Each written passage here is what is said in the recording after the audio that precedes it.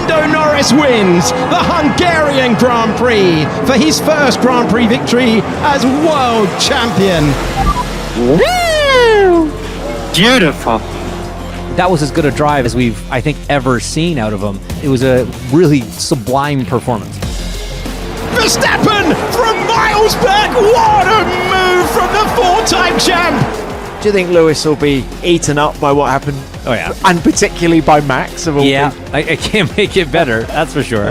The mechanics said that they could look into Fernando's eyes and see the fire burning again. A fifth different winner in 11 races. What a race we had at the Hungaroring. Hello and welcome everyone to the Budapest paddock. It's F1 Nation with me, Tom Clarkson, and F1 TV expert and IndyCar race winner, James Hinchcliffe. Now, Hinch, great to have you on the show again. Lots to discuss after that one. What was the headline for you? The dominance of Lando Norris. I mean, that was a truly, truly dominant performance. And I don't want to say unexpected, but to a degree unexpected, because McLaren's not been the car to beat so far this year. He was on pole by 100th of a second, so there was no real indications that it was going to be quite such a thrashing. But he executed at such a high level today. Team did a great job, even after losing the lead. I mean, he was so fast. He had strategy options, even not being given the preferential strategy for McLaren. He was able to overcome and ultimately end up with the victory. So for me, it was just super impressive performance from him. Well, look, let's break down his race. Can we talk about the opening lap first of all? So he gets away in the lead, and then we get round turn one. What was your take on what happened at turn two with his teammate? I think it's, we always talk about how much this is a track position race. And he was so desperate to hang on to the lead that you're barreling into turn two. It's downhill. It's combined braking. It's windier than it's been all weekend. There's different rubber on the track. You're full of fuel.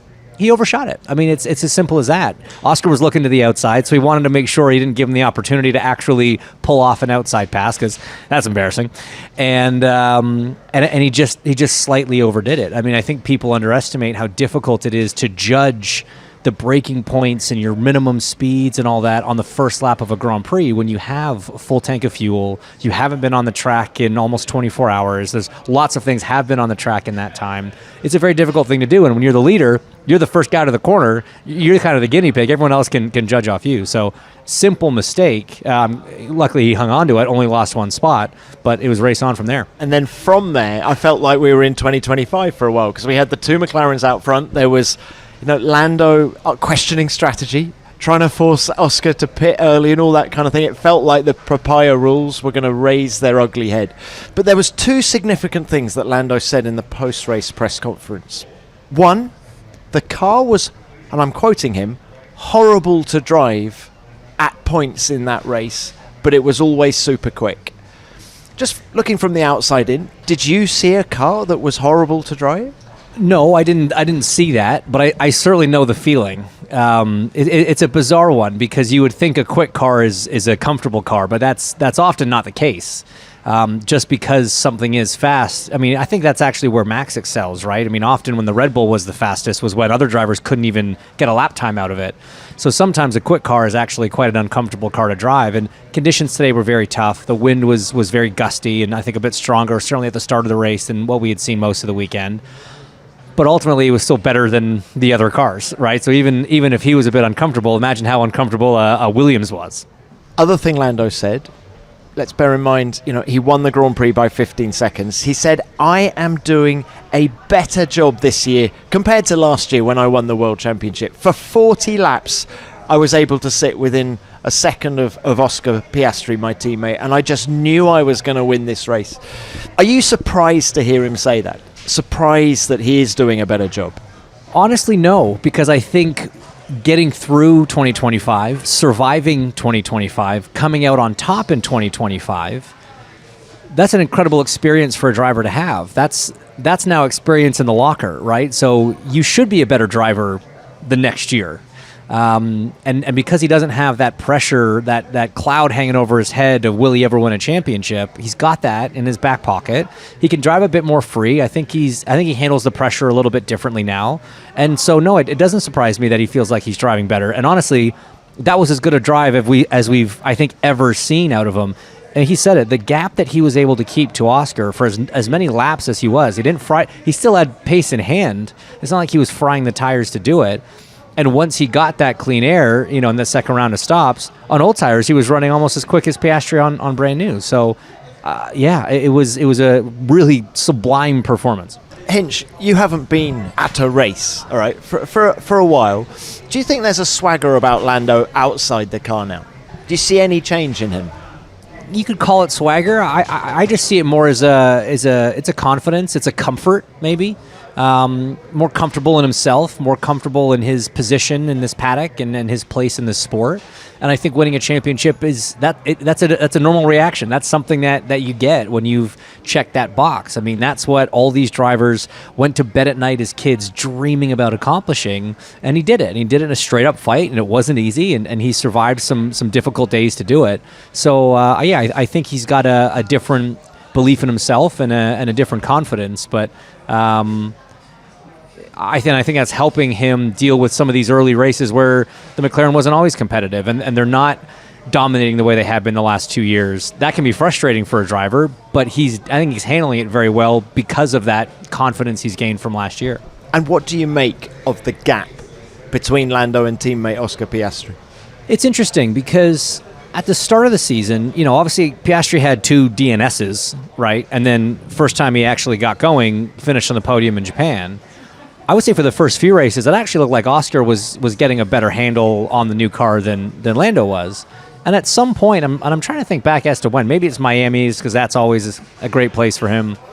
But it sort of shifted back towards Lando, and they haven't been fighting for the win. They haven't been fighting for podiums that often. And so you sometimes lose track of those battles for 5th, 6th, 7th, right?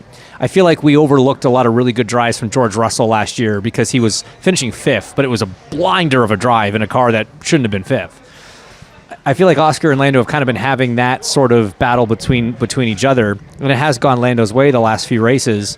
And it's tough to put a finger on why. Why is George a little bit behind Kimi? Why is it look like Charles maybe a bit behind Lewis right now? It's new car, new race. I mean, Andrea Stella, team principal here. I say here because we're actually in the McLaren motorhome. But Stella said, I think it was on Saturday, that maybe the difference is that when a car is moving around underneath you as a driver, Lando is able to deal with that better than Oscar. And we have kind of seen that in the past. Like, take Mexico as an example. High altitude race, less downforce. Car does move, even with the ground effect cars, the car did move around a lot more. And and Lando invariably had the edge over him. And of course, we've got less downforce this year. The cars are narrower. Is that it? Does that make sense to you? It makes perfect sense. We talked about how Oscar would excel in the high grip situations, places like Qatar and Silverstone and Zandvoort. Whereas Lando was clearly had an advantage in any of the lower grip tracks or just lower grip conditions. 2026 is a lower grip condition than 2025. Where that threshold is impossible to know unless you're looking at the data, right? In terms of at what downforce level does Oscar start having a harder time finding the lap time than if it was above a certain downforce number. But it makes perfect sense to me that the way the cars move and having less downforce, it might not even be a function of Oscar's natural style so much as it's the style that he's raced ever since he's been in Formula One, right? He came in with that ground effects car. Lando didn't. Lando's been through a couple generations now, but everything that Oscar knows about F1 was a ground effects car. And so it might just take him a little longer to kind of recalibrate and learn this new style. Well, and let's not forget that Oscar Piastri won the Formula 2 championship at the first time of asking. He won the Formula 3 championship at the first time of asking. Those cars have a lot less downforce than Formula 1, so it's not like he can't do it. Correct. It's just got to get his head around it, right? Absolutely. And I guess as these mature regulations get more mature and, McLaren develop more and more and they put more downforce on the car, we should maybe see the gap between them reduce in the second half of the year. And it's even things like if you think back to last year, right, when Oscar seemed to have a bit of an advantage over Lando, and then there was a front suspension upgrade, right? There was a feeling that Lando was missing in the front of the car. They brought us a suspension upgrade, and it wasn't a performance upgrade, it was a feeling upgrade. Lando kept it, Oscar didn't. But that was kind of a turning point. That helped Lando unlock what he needed in the car to get the best out of himself.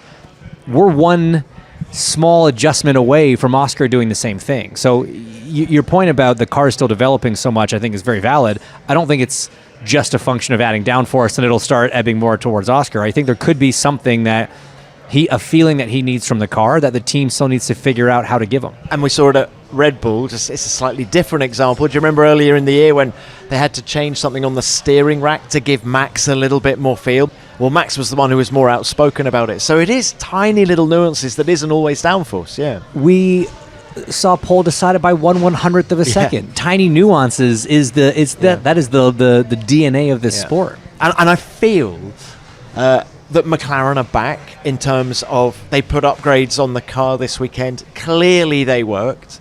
It took Lando Friday to get his head around them, and then bam, on Saturday, I don't think anyone topped him in any session, practice or qualifying. So do you think it'll be track specific? Do you think when we go to Zandvoort in a month's time, McLaren will have this kind of pace relative to the opposition? It's interesting because Zandvoort, I feel like it's actually kind of similar to this track. It's a bit of a go-kart track in a way. Yeah, it's tight and twisty. There's not a lot of long straights. There's some fast corners and a little bit of elevation. It's got some similar traits, certainly. And Lando's always run very well at Zandvoort as well. So I don't know if we'll actually be able to judge it even in the next race, because this one is absolutely one of Lando's standout tracks. Always run well here. I think last year was the first time he'd been out-qualified by a teammate, and that was by 1/100th of a second, and ultimately still won the race. But I think that they've clearly added performance to this car. And I think one of the big things, too, is, they've had the same power unit in the back as Mercedes, but there's been a clear deficit in the straights. I think they're getting better at figuring out how to utilize the PU and how to maximize the potential there. And I'm seeing that deficit shrink. And when you look at the GPS traces from a cornering standpoint, they've built a very good car. They have upgraded it to a very good car. And if they can start matching Mercedes on the power unit, deployment side, it very much could potentially not just be a Hungary and Zandvoort type of. It could be quick at Baku and strong at Monza as well. So we'll see. Look, he's now 91 points behind Kimi Antonelli, who's at the top of the table. What do you think he's thinking as he sits on the beach for the next couple of weeks? Doable, or is Antonelli too far ahead? I think the best strategy is to not think about it. Right, because it is such a long shot, and we saw Max and what he did last year, certainly. But the best approach is it sounds sort of cliche, but you take each race one at a time, and it doesn't really matter where he is in the championship. You just got to go out and try and win them all. And if we get to a point where by Austin, by Brazil, he's clawed back enough points, you can count him in the fight. Then maybe the mentality switches a bit. But for right now, I think it's enjoy yourself, and enjoy this new car. Keep pushing the team. Let the team keep pushing you, and see where you guys can go with it. This episode is sponsored by Hexclad. After a busy run of races, I'm really looking forward to spending a little bit more time at home during the summer break. We all love cooking in my family, so it's a lovely way to spend time together when we get the chance. What nobody enjoys quite as much is the washing up afterwards. And that's just one of the reasons I really like Hexclad. Their pans combine the performance of stainless steel with the convenience of non-stick. So you get excellent heat control and a proper sear without spending the rest of your evening scrubbing at the sink. They're dishwasher safe, easy to wipe clean, and even oven safe up to 480 degrees Celsius. The stainless steel handles stay cool while you cook, and I love that they're metal utensil safe too, so there's no need to switch tools halfway through. For me, that's what good cookware should do. It should help you get the result you want without making the whole process feel like hard work and leave you with more time to enjoy the food and the people you made it for. Every Hexclad product also comes with a lifetime warranty, which tells you a lot about how much confidence they have in what they make. More than 1 million customers already use Hexclad, and Gordon Ramsay uses it both at home and in his restaurants, and we all know he's not exactly easy to impress. So whether you're hosting all summer long or just want to make everyday cooking feel easier, this is the upgrade your kitchen deserves. And for a limited time, our listeners get 10% off with our exclusive link. Just head to hexclad.co.uk/nation. That's hexclad.co.uk/nation. Offer excludes bundles and other items already on sale. Support our show and let them know we sent you.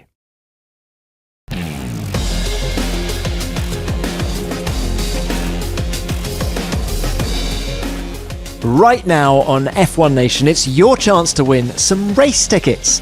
We're heading to Madrid for the first time this September for the 2026 Spanish Grand Prix, and we have a pair of grandstand tickets to give away. The lucky winner will have seats in the Team 55 grandstand, packed with people cheering for hometown hero Carlos Sainz. The competition is free to enter. Just go to f1.com/podcast-win-Madrid and follow the instructions and fill in the form.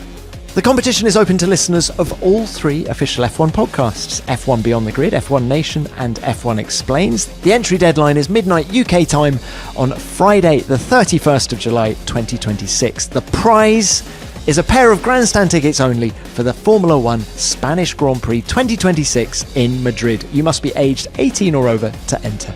For full terms and conditions and your chance to win, go to f1.com/podcast-win-Madrid. Good luck. Let's bring it on to Red Bull now. Max Verstappen told us earlier that he spent the whole of the final lap of this Grand Prix working out how he'd got there, how he'd got this P2, because he said the pace of the car just hasn't been there all weekend. He thinks it's been one of his best drives to get that P2. And there was a superb move on Lewis Hamilton as well on lap 16, which we'll come to. But I feel Max is going to reflect not only on this race, but this first half of the season with a little bit of frustration. I think it's more than a little, to be fair. I mean, the very public issues with the rear wing and the accidents that those have cost, that's been frustrating for him. We hear him on the radio all the time, upset about shifting and car balance. And, he said things today like the aerodynamics are broken and we don't have tire degradation, we have car degradation. I don't even know what that means. Like, that's how bad it is. There are terms they're making up for how bad he feels that car is. And how often have we seen Max Verstappen spin in a qualifying session, for goodness sake? Today, I spoke to him in Park for May. Max is here to win. That's one of the happiest I've seen Max with a second place. He even was kind of looking around like, I don't know how I'm here. I genuinely don't know how he did this. He did that Max thing that we've come to know him capable of doing by getting in front of the Ferraris, by keeping them behind him, which was incredible. When he lost out to Lewis in the pit cycle with the undercut, to actually get that move done on track and then keep him behind again. That was a remarkable drive, and you could tell it took a lot out of him. That was not an easy day. What did you make of that move on Hamilton? Verstappen from nowhere, from miles back. What a move from the four-time champ. Hamilton cleared Lawson, Verstappen cleared Lawson, and then Hamilton. How did he stop that car? Brilliant. I think potentially Hamilton didn't even really acknowledge him as a threat because you had the Racing Bulls there that was in between them briefly. And so sort of it was like, oh, well, he's busy racing him. This is my chance to focus on getting a good exit out of turn one and try to open that gap. So maybe he was even a little gentler on entry because he didn't think he was under threat. But it was just so beautifully done.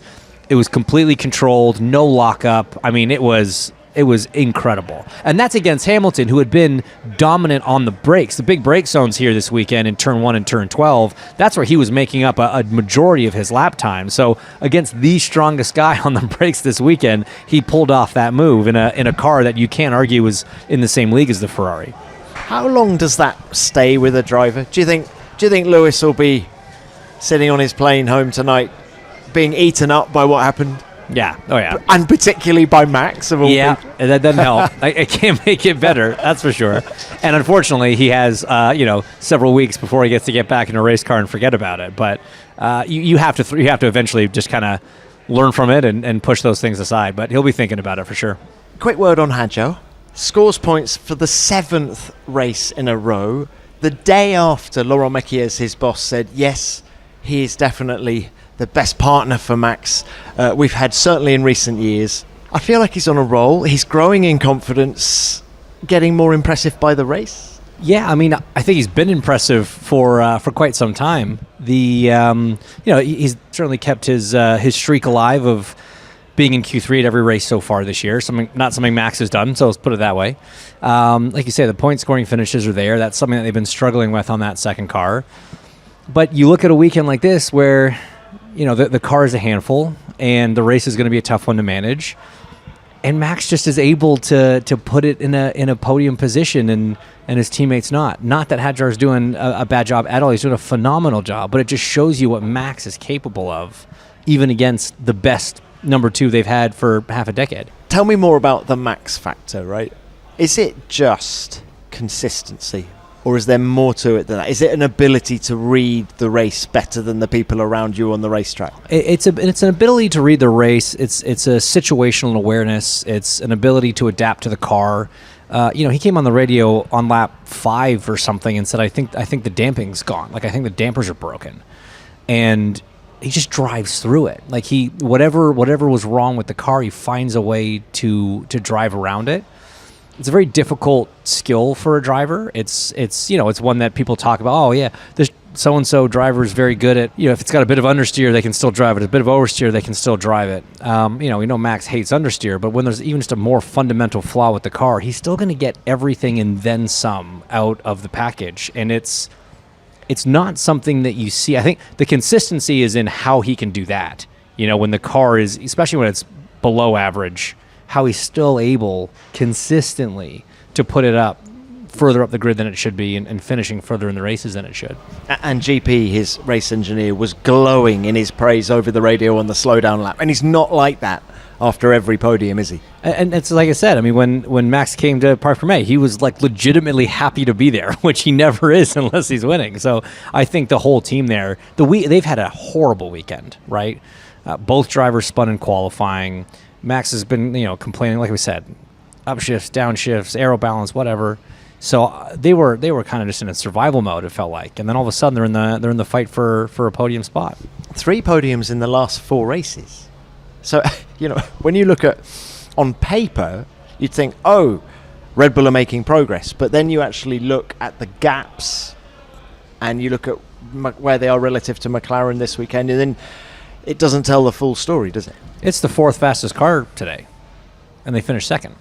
Granted, Oscar had a problem, but he was still going to be on the podium. He was still going to be 3rd. Wild to think with the 4th fastest car. They just outraced them. What about the championship leaders, constructors and driver? Let's start with Kimi Antonelli. Scores a podium from 7th on the grid. Yes, okay, he was helped by Oscar Piastri's retirement. But what I liked about this was that this was never a race he was going to win from P7. Yet we talk about Max factor, a little bit of Kimi factor, he still extracted the most. And look what happened to his teammate. And we'll come on to his teammate, but a massive gulf. Super impressive. And this has really kind of been the story of Kimi's season for me, is young kid, 1 year of experience. Nobody pegged him as ready to take the fight to George, be I don't want to say the number 1 driver. I don't think they're looking at them as number 1 or number 2 or anything like that, but consistently be the quickest. But he's got to go through all these things, right, that drivers do in their careers that you don't experience just in year 1. And all these different scenarios that have been thrown at him that he's experienced for the first time at the front of the grid with that kind of pressure and that kind of attention while leading the championship, every single one of them he has navigated flawlessly. We haven't seen any of the silly mistakes. We haven't seen him buckle under any kind of pressure. We've seen him win driving away. We've seen him win with, being caught and having someone right on his gearbox. Tracks where they weren't expecting to do well. Monaco, he goes and chucks it on pole, wins the race by a mile. And then here, very difficult situation. They weren't the fastest car for probably the first time, this season. Has the penalty, tries to pull a George in qualifying, doesn't work out, has the penalty, starts further back, and in a race and at a track that you're not supposed to really move up, you're not expected to move up, they did what you had to do, which was something different, right? It looked like going for the 1 stop, at one point. And even when they called him in for that second stop, Kimi's like, "Why? I'm in P2. We can do this. Let's just keep rolling." Would have been interesting to see if they had done that and waited for the not waited for the VSC. You didn't know it was coming, but had they committed to the one stop, they would have got that free stop with the VSC, and he would have finished ahead of Max. Would have been P2. He still finished ahead of the second in the championship. This was a phenomenal day for Kimi. And again, it's another example of every new situation with that level of pressure that he's being, put into. He's handling it very well. Had he started further up the grid, do you think Lando could have been in his sights? I mean, you say not the fastest car this weekend, but we kind of didn't really see him flat chat. There was the issue in qualifying, and then the race. There's so many compromises in the race, aren't there? Yeah, especially when you're going long in the way that he did, right? That stint he was on. So it's tough to know exactly, what the true race pace was. But Lando was so quick. I would find it a little hard to believe he had that kind of pace in the bag had he been on the same strategy and, similar track position as Lando. That said, I didn't think he was going to have the kind of pace in the race in Monaco that he did. So it certainly is possible. I mean, he's now 50 points ahead of the second place driver in the World Championship, 59 ahead of his teammate. I mean, he's going to be sitting on the beach in this break pinching himself, actually. Yeah, I mean, I was talking to him afterwards. I was like, did you ever think that at the halfway point of the season you'd have 2 Grand Prix in the bag, like in hand in the championship? And, he's a sweet, humble kid. He gives you the answer you think he would give you. But there's just no way. There's no way he ever would have thought at the start of the season in Barcelona at the shakedown that this was where he'd be sitting, 6 months down the road. Even Hinch, FP3 in Melbourne. Yeah. Remember, he crashed at turn 1 there. The journey is so spectacular. Yeah, same old Kimi, right? Like, he's going to have those rookie errors, and then, look what he's done. It's been truly spectacular. And what of George Russell? Starts P6, goes into anti-stall, and that guy just cannot get a break. He can't, and it's kind of joined with the fact that he also just doesn't have the pace. He just wasn't there this weekend. You think it spirals because you don't have the pace. Sometimes I'm not saying that's what happened on the grid, but it does often spiral, doesn't it? We're at the point now, and on this show, Julian and I bet the house on George. And after the first 5-6, we probably made it 5-6 races making excuses, and but I'm out. I'm out of things to say. At this point, if it were me in my career, and I had come in with the sort of expectation around my season that George did, and we were at the halfway point, and I was at the place that George is at, my reaction would be like, all right, it's gone. Let's not worry about it. Let's not think about it. Kind of go into the mindset that we were just talking about for Lando at this point. Is that self-preservation as much as anything? Otherwise, you'd go mad? I think that's part of it, certainly. But I genuinely believe that in those scenarios, if you're not like embroiled in a very tight, intense battle for the championship, the leads going back and forth week in and week out, I do think that drivers can overthink things. I think you can get in your own head pretty easily. And I do think that certainly for me, I performed better when I was a little bit freer and kind of was able to let things, not really. But doesn't everyone Hinch? I think some people really perform well under pressure, and some people really perform well when they're free. I think that's kind of what we're seeing out of Lando. I think he's a bit freer this year, and that's why he's driving, in his words, better than he ever has. George came in with a lot of pressure, a lot of expectation, and expectation's a dangerous thing. And if you can just get rid of that now, and I'm not saying concede that Kimi's better, but concede that Kimi's having a better year this year, and that I've had XYZ work against me, and so this is the position I'm in, and kind of give it like a screw it sort of attitude, it just frees you up. And in my career, when I had moments like that, that immediately could turn things around so quickly. If you start overthinking how to fix things that were ultimately out of his control, there are some things that are in his control that maybe could be worked on, but whether it's this coating in the engine that they found, or you got the water issue here, the water pump issue, all the other issues that he's had, you have to kind of just say, screw it. I'm just going to show up and I'm just going to go race. I don't care about the championship. I don't care about my teammate. I don't care about anything. It's me and my car, my team. I'm just going to go race. How do you think his side of the garage is reacting? Because there's that pendulum, isn't there, where Of course, you're getting the same kit, but just the emotional support just starts to go the other way when it's not happening for you. Yeah, it's a different world. I mean, I never raced here. I never had to. Racing's racing, though. It sports is. Teams are sports teams. True, and this is what's so challenging about motorsports, right? Is it's one team, one team, one dream. But there are two cars, and there are two crews, and there are certain things that you only do on George's car, or certain things that you only do on Kimi's car. It's a healthy internal competition, but there is still some of that internal competition, I think, here more than anywhere. And so I just don't know. I feel like Toto Wolff runs an organization that tries very hard to keep all of that stuff buttoned up and keep it as clean and even and equitable between the two sides of the garage. And when whether it's having more luck or just doing better, there are things you can do and ways you can kind of keep the other side of the garage meshed with, one side of the garage meshed with the other side and kind of just keep, the team morale up and team focused on making the whole team better.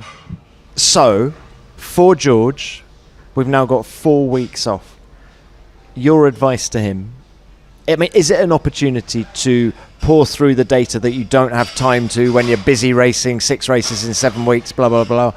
Or actually, is it go to the beach, completely switch off? What is the better tactic for him going into the second half of the season? So I think that things marinate in a driver's brain with time, and so if there are things that the team is determined George needs to work on, and I'm talking very high level, so let them pour through the data, let them identify 3 things that you want to work on as George.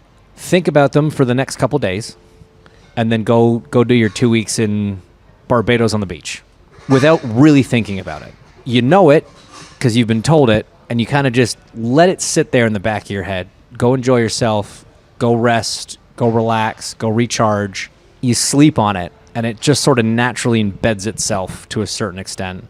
And then, you come back and you have your few days of prep and off to Zandvoort we go.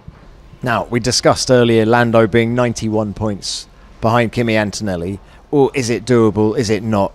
59 points, which is the gap between George and his teammate, is still very much game on if he gets the rub of the green, isn't it? Oh, yeah, absolutely. But again, I think if you focus on it, it's actually to your detriment at this point. And it's partly because Kimi's just on such a roll, right? And so even with the bad luck that George has had, if you just want to look at pure pace and all the rest of it, there's been an advantage to Kimi's side. There's just no way to deny that. Stop looking at it. Stop thinking about it. Just go drive and let the chips fall where they may. I really, truly think that if he can actually kind of disconnect from the championship conversation a tiny bit, his chances actually could go up because there's still plenty of time to do it. We're going to come on to Aston later in the show, but I think now is a relevant moment to tell you about something Adrian Newey said on Friday. I asked him about goals this weekend for the Aston Martin upgrade, and his answer was not about a position or a lap time. He is just obsessed with one thing, and that is making a racing car go faster, whether it's a setup thing, whether it's introducing new parts, new aero parts. And I found that a fascinating insight into his winning mentality, and it's kind of what we're saying maybe George Russell should do. Be a little bit more Adrian, right? Yeah, because he's absolutely right. There's zero that Adrian Newey can do to affect the speed of a McLaren or a Mercedes or a Ferrari. All he can do is affect the speed of an Aston Martin. So it doesn't matter where you line up on the leaderboard. If you stay still, you're going backwards, right? So even if they were half a second ahead, you're going to keep trying to make it faster. So whether you're 2 seconds behind or half a second ahead, the goal is the same. The mentality should be the same. It's irrelevant what everyone else is doing. I'm going to control what I can control, focus on our own program, and if we do our job to the best of our abilities, hopefully that's enough to have us at the top of the leaderboard. And yeah, it is kind of like that with George. You just say, I can't control anything else. I'm not worried about anything else. I just want to go out and do what I do best, which is drive race cars. This is a nice segue, I think, to talking about Ferrari, okay? Look at their last 2 races. Silverstone, Spa. They thought they were going to be nowhere. They win Silverstone and nearly win Spa. We come here where think they were most people's favourite for the win. And yet, they've come away with a P4 and a P5. Talking about just focusing on yourselves and extracting the maximum from what you have, you can't help but think Ferrari didn't do that here. Missed opportunity for sure. It's so hard with race pace because Lando's the only guy with clean air, really. Neither one of those guys really got the opportunity to show what they had because the start wasn't great, because their qualifying problems. It really all started there. I mean, they were my favorites coming in until P3, because I watched that lap from Lando, and sometimes you can just tell that a driver and a car are really connected very well. And there's certain things he was doing with the steering wheel when he was right on the balance, right on the edge of grip through 13, through 14, and you can tell that you're like, okay, this guy's in the zone. So I actually picked him for pole. I was nearly wrong, but Hamilton was so strong all weekend long. Obviously, so good here.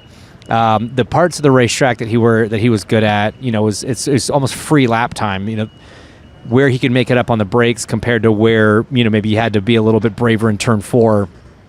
If your car is good, it's easier to be more consistent in that kind of thing. So I thought he had a great shot at it. The real shame is that Hamilton got that penalty, because I do think he was quicker than Charles all weekend. I would have loved to have seen him start P2, and if he could have come out, whether it was in P2 or at least just behind the two McLarens, if he had anything for them, if they had enough car pace to try to do whatever the different strategy, the alternate strategy was from the McLarens. But yeah, they're going to be disappointed because there are still going to be some tracks coming up that they probably won't be as quick at. What did you make of them starting on the soft tyre? Doing something different to the people around them then? I like it when someone rolls the dice a little bit. To me, it smacked a little of, it worked in Spain, so let's give it another whirl. I'm sure it was a more thorough discussion than that. But no, I liked it. And I don't think it was a bad call necessarily. They were starting on the dirty side of the grid with Charles, certainly. But Fred said to us on the grid before the race, we're going to go with the strategy. This is a track position race. We're going to go with the strategy we think gives us the best track position, not the strategy that on paper is the quickest. And I actually kind of liked that. I thought that was aggressive. It was aggressive, and there's a logic to it. And that's what they did. If you can get a couple spots on the start with the soft, you got track position, it makes sense. Ultimately, it didn't work out, but they still had a strong weekend. But yeah, not as many points to show for it as they would have liked. What did you make of him holding up Oscar Piastri in qualifying? And then, I'm talking about Hamilton here, and then of course the speeding in the pit lane. It was 0.1 of a kilometre an hour. It's a slam dunk, isn't it? But just tiny little errors all the way through. Yeah, and you saw his frustration after qualifying, right? Because I think boy did I couldn't get a word out of him in the press conference. And actually, I saw he apologized. Yeah. Credit to him. It takes a big guy to do that. But no, the miscommunication with the Oscar thing, it's sloppy, right? It's it reeks of Ferrari of old, and they shouldn't be making those mistakes, and they know they shouldn't be making those mistakes. And I think that's why Hamilton was disappointed that he lost out on pole by such a small margin when he was so strong, and then a simple mistake cost them that penalty. Then in the race, the speeding thing, it's unfortunate, but it's almost better that it happened when he was running where he was and not fighting for the win. Look, and from a championship point of view, just take a moment to pause. He's got that 50-point gap now to Antonelli.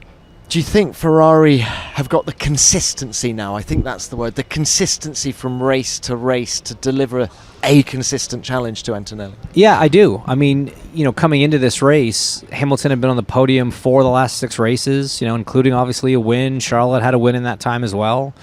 That's a good run, and probably should have been on the podium, here this weekend. So if you're delivering at that many different types of tracks over that amount of time, I think that shows that, the car's in a good place, the team's operating at a high level. Even if not every Sunday they nail every element, that's very hard to do in Formula One. It's not unique to them.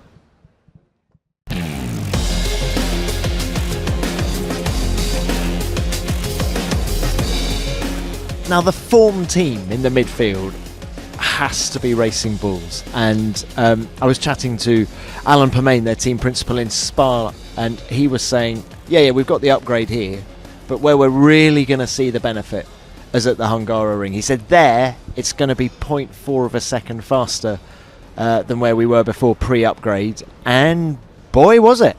And you know, that guy, Lindblad, qualifying P9, great result. And then, of course, to get both cars in the points, just that little team, you can't call it a little team, but it is the Red Bull Junior team, is doing a fantastic job.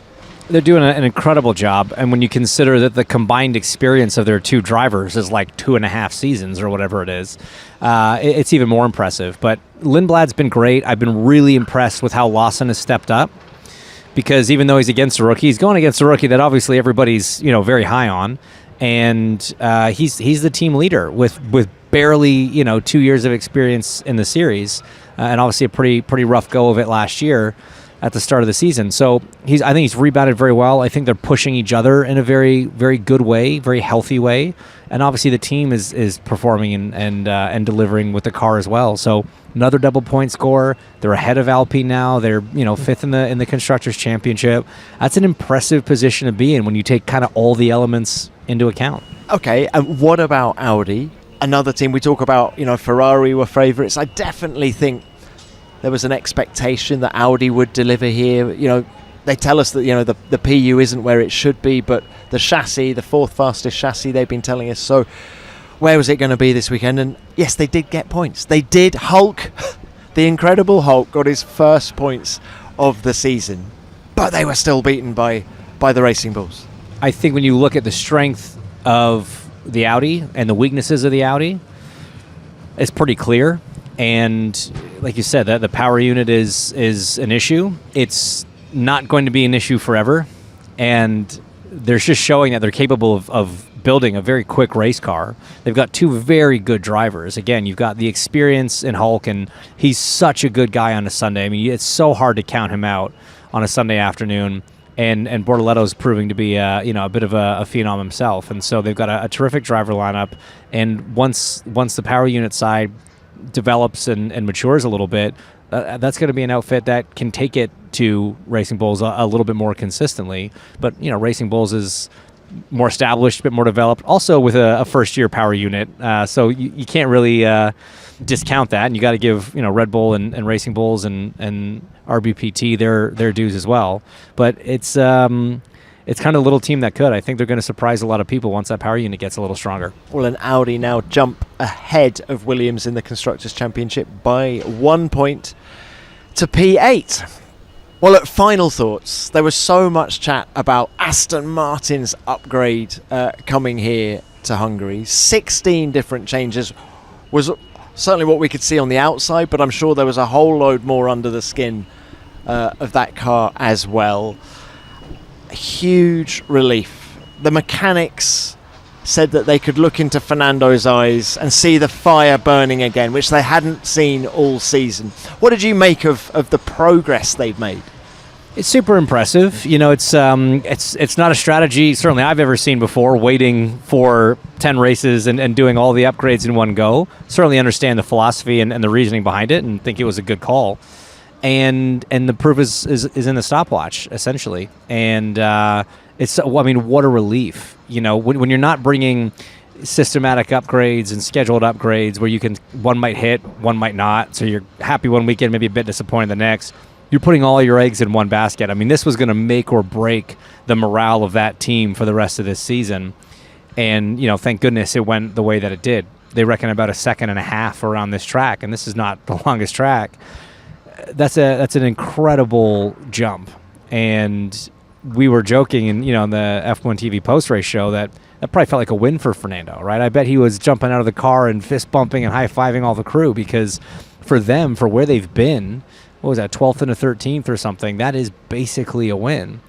And now they've got a foundation from which to build on. And this is weekend one of step one of the upgrades. There are more coming. Adrian said that. And when you have this many new parts on a car, you don't unlock its full potential on the first weekend. So the future could potentially be very bright, and that could be a regular point-scoring car by the end of the year. Because we've got the PU being upgraded at the next race in Zandvoort. Adrian then said there's more coming on the car itself. Was it for Monza and again for Baku? So, yeah, do you know, one of the people in the team told me that if you'd asked Fernando after Spa if he was going to continue in Formula One next year, he would have said absolutely not. After this race now, as I said, there's that fire in his eyes again. He's got something to fight for, and he's got his mojo back. Definitely, maybe. I like what you did there. Before we go, let's talk about how Formula One and the FIA have announced that Malaysia will join the 2026 calendar as host venue for the Bahrain Grand Prix, which hasn't been able to take place so far this year due to the situation in the Middle East. So we're now going racing at the Sepang International Circuit just outside Kuala Lumpur in early October, that weekend between the Azerbaijan and Singapore Grand Prix. This is fantastic for so many reasons. Another race for us to enjoy, but also, Hinch, and I don't know whether you've been there, the Sepang International Circuit is mega. I've always loved it, right back from when we first went there in 1999. What do you reckon? Yeah, I'm with you. I've been there in A1GP back in the day, and absolutely incredible facility. The racing circuit is mega. We were chatting with Montoya about it on the post show. He says it's his favorite track to drive a Formula One car on. That's a big statement, from a guy that's raced Formula One cars at Spa and Suzuka and all the places. He was always quick there, to be fair to JPM. Because it's a track that you really have to commit to. And especially with this year's downforce levels, in his mind, there's going to be a lot of corners that aren't quite flat, but man, they're going to be quick. And so it's going to separate the drivers a little bit. It's going to be, I think, pretty raceable with this generation of car. One of the most challenging tracks physically. The heat is always a huge issue, and it's not like Singapore, which is just down the road, where we race at night. And so you deal with the heat and the humidity, but not the blaring sunshine. I didn't hear anything about this being a night race. I'm not even sure if no, it's a day race. There you go. So that is going to add a whole new element, and the drivers don't have a ton of time to kind of prepare for that if they wanted to do something slightly different than just their normal Singapore prep. But fantastic venue. So excited that we're going back. And I always remember that there was 4 o'clock on the dot. There was always a downpour. You could set your watch by it. Yeah, and I think it was the 2009 race that Jenson Button won. I think it was about lap 30. The downpour appeared, and we never got going again. So the race was declared after. And I remember there's one, I want to say Vettel won one where they had to have lights brought out to the podium because it had gone so late, waiting for the rain to pass. And it's one of those tracks that always invites a little bit of controversy. I'm thinking of Multi 21, Seb. I'll save the Australian accent, but I'm referring to 2013 when, of course, there was a bit of confusion, shall we say, among the Red Bull teammates Mark Webber and Sebastian Vettel. But so it's really good, really exciting. It's going to be an intense part of the calendar. We're going to have 9 races in 11 weeks. Yeah, it'll be 3 triples in a row, basically, right, to end the season. So it's going to be busy for the group, but always great to add races back to the calendar and give the fans a little bit more action to watch. Well, look, back here in Hungary, you can maybe hear the teams all packing up to go off on their break. Final question for you, Hinch. We're going to end it the way we always end it. I want your driver of the day. Who impressed you the most? I mean, it's really tough not to pick Lando. It's I know that sounds a bit easy, but when you look at what he was able to do in those first 2 stints behind Oscar, you heard him on the radio. He sounded bored. He was like, "Come on, guys, I can go so much faster than this." And it didn't even sound like he was trying that hard. His pace on the older tires when he stayed out for the overcut, and then ultimately the pace at the end of the race, it was incredible. He just drove away from the field. So I think I got to give it to Lando. More than Max? It was between the two, right? It's going to be. I was going to say honorable mention to Max, but yeah, I think Max's job was harder, but Lando was racing Lando, right? So Max was impressive because he had someone to race. You could compare him to Hamilton. You could compare him to Antonelli. Lando, you can only compare to Lando because he was kind of in a class of his own, and I think that's arguably a bit more impressive, and he, Will Joseph was saying, all right, you got 12 seconds, calm down, right? You don't have to keep driving this fast. And it was worse for him to slow down, right? So, yeah, I think it's still got to go to Lando. It was a statement race. Very much so. By Lando Norris, wasn't it? But equally, Hinch, any one of those top three, I think you could argue was a driver of the day. I thought all three of them were hugely impressive, and just compare them to their teammates, huge gaps. 100%.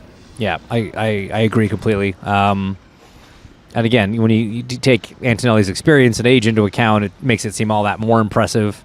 Verstappen's drive was one of those max drives, but the pressure up front, losing the lead, not losing his head, the pace with which he had, and again, how much faster he was than his teammate, I think also kind of plays into it. So all three of them did a phenomenal job. Great podium. Great podium, very worthy podium, Yeah. and I think we're both saying Lando Norris for driver of the day. Hinch, thank you so much for your time. Great to see you. I don't know whether you get any time off because you're the only man I know. I've got 1 weekend off. I got 1 weekend off, and then we have 6 IndyCar races in 5 weeks, and then I'll go straight to Madrid. Hinch, enjoy that 1 weekend off. Thank you very much for your time. Great to chat. Always a pleasure. Now, for more reaction and analysis from Budapest, go to f1.com, the F1 app, or at F1 on social media. And please do check out F1's other official podcasts. My guest on this week's F1 Beyond the Grid is Ollie Behrman. That's out on Wednesday, and you can watch our chat on the F1 YouTube channel. And Yuki Tsunoda is answering your questions on the latest episode of F1 Explains. That's just below this show on the F1 Nation feed right now. The summer break's here, and we're also going to be taking a break. We'll be back on the 17th of August to look ahead to F1's return at the Dutch Grand Prix in Zandvoort. So we'll speak to you then. Thank you very much for listening in this first half of the season.